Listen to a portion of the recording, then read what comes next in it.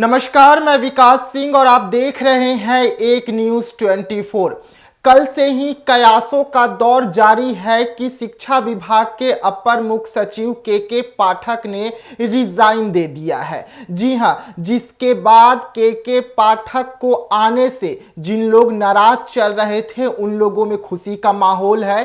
तो हम आपको बता दें कि उन लोगों को खुश होने का ज़्यादा ज़रूरत नहीं है, क्योंकि के पाठक जो हैं वो रिजाइन नहीं दिए हैं बल्कि लीव पर है और वो 16 जनवरी तक छुट्टी पर है और 17 जनवरी को के पाठक फिर से शिक्षा विभाग में ही ज्वाइनिंग करेंगे और शिक्षा विभाग के अपर मुख्य सचिव के पद पर ही ज्वाइनिंग करेंगे। दरअसल पूरा मामला निकलकर सामने आया जब के पाठक ने एक आवेदन लिखा और आवेदन में लिखा कि मैं अपने जो पद है उससे परित्याग कर रहा हूं, जिसके बाद तमाम जो लोग हैं उनका कहना था कि के पाठक शिक्षा विभाग से इस्तीफा दे दिए हैं और उन्हें काम करने से रोका जा रहा था। लगातार शिक्षा विभाग के जो मंत्री हैं चंद्रशेखर, उनसे उनकी बन नहीं रही थी और यही कारण रहा कि के पाठक जो है अपना पदभार जो है वो रिजाइन कर चुके हैं। इस वक्त मैं आपको दिखा रहा हूं हमारे हाथ में जो के पाठक जो है, जो शिक्षा विभाग को पत्र लिखे हैं छुट्टी के लिए, वही पत्र है। अगर मैं आपको बता दूं तो ये पत्र में सीधा सीधा लिखा गया है कि वो पदभार जो है वो परित्याग कर रहे हैं। यानी कि परित्याग का मतलब है कि वो जो पदभार है अपनी इच्छा से कुछ समय के लिए छोड़ रहे हैं। और इसी के बाद तमाम जो लोग हैं वो ये कयास लगाने लग गए कि के पाठक जो हैं शिक्षा विभाग से लंबी छुट्टी पर चले गए।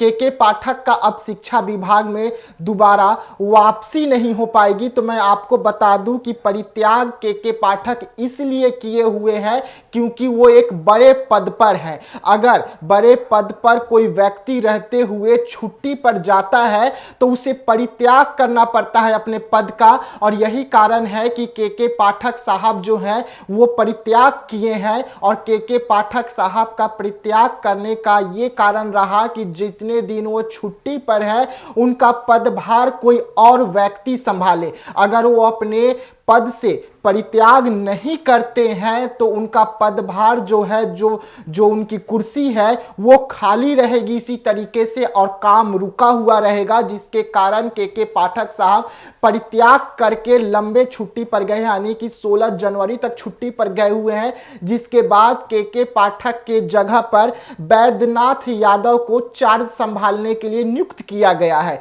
जी हां, जैसे ही बैद्यनाथ यादव जो हैं वो पदभार संभाले, लोगों का कयासों का दौर शुरू हो गया कि अब के पाठक दोबारा नहीं आएंगे। तो मैं आपको बता दूं कि बिहार सरकार और शिक्षा विभाग के पाठक के जो ये परित्याग पत्र निकलकर सामने आया है इसे अभी तक मंजूरी नहीं दी है। जिसके बाद के पाठक 17 जनवरी को जब अपना पदभार फिर से संभालेंगे तो उन्हें शिक्षा विभाग में ही संभालनी होगी और उसके बाद वो अपर मुख्य सचिव का ही पदभार संभालेंगे। तो जब से जिस तरीके से शिक्षा विभाग के अपर मुख्य सचिव के पाठक को बनाया गया था तब से लगातार के पाठक एक्शन में थे। लगातार के पाठक ऐसे नियम निकाल रहे थे, ऐसे फरमान निकाल रहे थे जिससे लोग परेशान हो गए थे। जो शिक्षक थे वो परेशान हो गए थे और लगातार के पाठक का विरोध भी चल रहा था।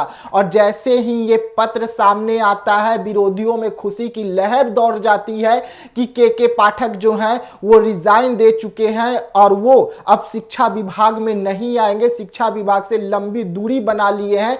तो हम आपको बता दें कि के पाठक 17 जनवरी को फिर से शिक्षा विभाग ही ज्वाइन करेंगे और अपर मुख्य सचिव का पदभार ही संभालेंगे। अगर शिक्षा विभाग चाहे तो उन्हें अपर मुख्य सचिव का पदभार न देकर कोई और विभाग में भेज सकता है। यह बिहार सरकार और शिक्षा विभाग का फैसला होगा। लेकिन अगर बिहार सरकार और शिक्षा विभाग ऐसा नहीं करती है तो के पाठक को फिर से शिक्षा विभाग में अपर मुख्य सचिव का ही पदभार संभालना होगा। और जो लोग खुशी मना रहे हैं कि के पाठक अब शिक्षा विभाग से जा चुके हैं, उनके लिए खुशी मनाना जायज है, व्यर्थ है, क्योंकि के पाठक शिक्षा विभाग में ही आएंगे। और जो ईमानदार शिक्षक थे, जो के पाठक को जाने का गम में डूबे हुए थे, उनके लिए खुशखबरी है कि के पाठक 17 जनवरी को फिर से शिक्षा विभाग ही ज्वाइन करेंगे और अपर मुख्य सचिव का पदभार फिर से संभालेंगे, क्योंकि बिहार सरकार जो है